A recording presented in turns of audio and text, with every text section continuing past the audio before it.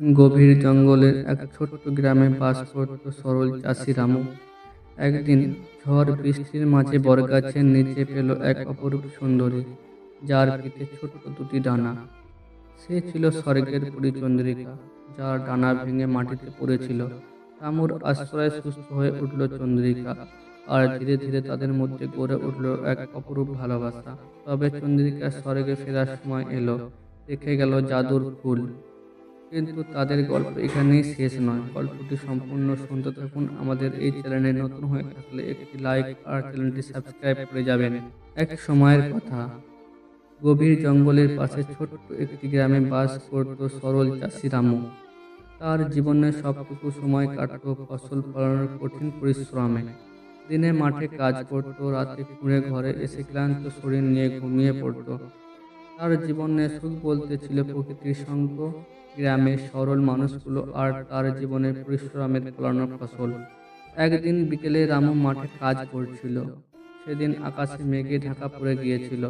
কিছুক্ষণ পর দেখলো প্রবল ঝড় আর বৃষ্টি। এমন আবহাওয়ার মাঠে কাজ করা অসম্ভব।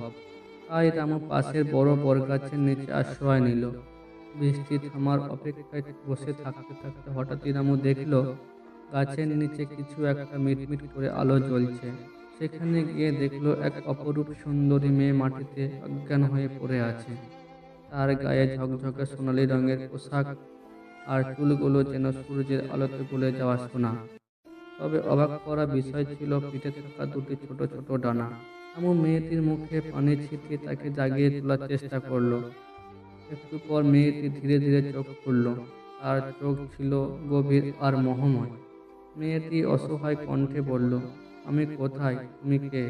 রামু শান্ত কণ্ঠে উত্তর দিল, তুমি বোধহয় অসুস্থ। আমি রামু, এই গ্রামে থাকি। তুমি কে? এইখানে কিভাবে এলে? মেয়েটি বলল, আমি চন্দ্রিকা, আমি স্বর্গলোকের একজন পরী।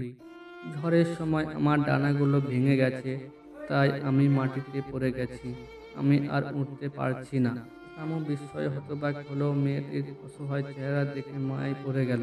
সে চন্দ্রিকাকে সাহায্য করার সিদ্ধান্ত নিল। তুমি আমার সঙ্গে চলো, আমার বাড়িতে তোমার যত্ন নেব। যতদিন প্রয়োজন তুমি সেখানে থাকতে পারবে। চন্দ্রিকা তার দিকে কৃতজ্ঞ দৃষ্টিতে তাকালো। রামু তাকে নিজের কুঁড়ে ঘরে নিয়ে গেল। সেই রাতে চন্দ্রিকার জন্য নরম বিছানা বানিয়ে দিল। চন্দ্রিকা তার যত্নে ধীরে ধীরে সুস্থ হয়ে উঠতে লাগলো। দিনগুলো কাটতে লাগলো। রামু আর চন্দ্রিকার বন্ধুত্ব তৈরি হলো। রামু বুঝতে পারলো চন্দ্রিকা শুধু সুন্দরী নয়, তার হৃদয়ও গভীর আর কোমল। চন্দ্রিকাও রামুর সরলতা আর পরিশ্রমী স্বভাব দেখে মুগ্ধ হলো। দুজন একসঙ্গে বসে গ্রামের বিভিন্ন গল্প করত। কখনো তারা রাতের আকাশে তারা দেখে গল্প করত। কিন্তু চন্দ্রিকা জানতো তার এইভাবে রামুর জীবনে থাকার নিয়মই বিপরীত। রামু, আমি জানি তোমার জীবনে আমার উপস্থিত একদিন শেষ হবে। আমি তোমার জন্য কিছু করতে চাই, যাতে তুমি সুখে থাকতে পারো। রামু হেসে বলল, তোমার উপস্থিত আমার জন্য যথেষ্ট। আমি আর কিছুই চাই না। তোমার সঙ্গে কাটানো দিনগুলি আমার জীবনের সেরা সময়। চন্দ্রিকার চোখ ভরে উঠল জলে। কিছুদিন পর চন্দ্রিকার ডানা ছিঁড়ে গেল। সে জানতো তাকে এবার ফিরে যেতে হবে, কিন্তু তার মনটা ভেঙে যাচ্ছিল রামুকে ছেড়ে যাওয়ার কথা ভাবতেই।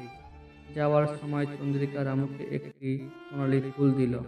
বলল, এই ফুলটি আমার জাদুর শক্তিতে তৈরি। যখনই তুমি বিপদে পড়বে, এটি হাতে নিয়ে আমার নাম ধরে ডাকবে, আমি ফিরে আসব। চন্দ্রিকা উড়ে গেল, আর রামু ফিরে গেল তার একা একই জীবনে। কিন্তু তার হৃদয়ে চন্দ্রিকার স্মৃতি চিরকালই হয়ে রইল। কয়েক মাস পর গ্রামের উপর নেমে এলো এক বড় বিপদ। গভীর জঙ্গলে এক রাক্ষস গ্রামে এসে আক্রমণ করতে শুরু করলো। সে প্রতিদিন গ্রামের ফসল লুট করত, গরু ছাগল মেরে ফেলতো আর মানুষকে ভয় দেখাতো। গ্রামের মানুষ একে একে রামুর কাছে সাহায্য চাইতে এলো। রামু মনে করলো চন্দ্রিকার দেওয়া সোনালী ফুলের কথা।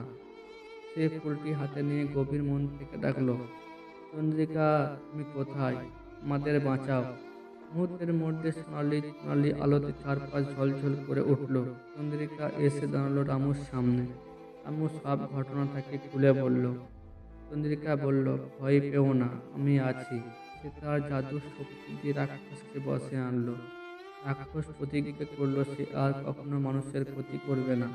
এরপর চন্দ্রিকা রামুকে বলল, আমি আর ফিরে যাব না, তোমার সঙ্গে থাকবো, কারণ আমি তোমাকে ভালোবেসে ফেলেছি। রামু বিস্ময়ে তার দিকে তাকিয়ে রইল। তার হৃদয় আনন্দে ভরে উঠল। দুজনে একসঙ্গে জীবনের প্রতিটি মুহূর্ত ভালোবাসা আর আনন্দে কাটাতে লাগলো।